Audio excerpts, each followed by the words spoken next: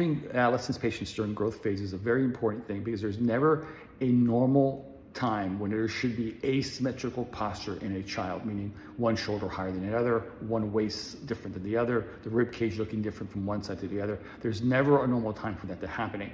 If there's any family history of scoliosis, you should be checking your children or your loved ones regularly. What I mean by regularly, during growth, typically between 10 and 18 years of age, classically 10 to 14 for girls, between 13 and 18 for boys, is that you should be checking their posture. I would say probably every month to every other month, at least looking at the symmetry of their torso, because scoliosis progression can happen very rapidly during this growth phase. And when they grow, the curve can change very, very quickly. I've seen curves progress 20 degrees in 6 to 8 weeks during rapid phases of growth. And what I hear from most patients is that they say there wasn't there, and like they go for an evaluation, like boom, there's this huge curve, and it kind of came out of nowhere.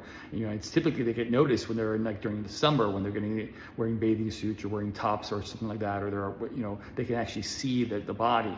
And a lot of times when these kids are going through puberty, this is when they're wearing more clothes to kind of cover themselves, and you don't see them like running around like in their underwear anymore, they're dying, you know, anything like that. So these curves can worsen during this stage and you're not aware, and many parents kind of feel like guilty about this idea, but the reality is it happens quickly. So you need to be checking them very, very regularly, especially if there's a family history or if there's any type of posture, asymmetrical posture that's noted, and a further scoliosis examination would definitely be required.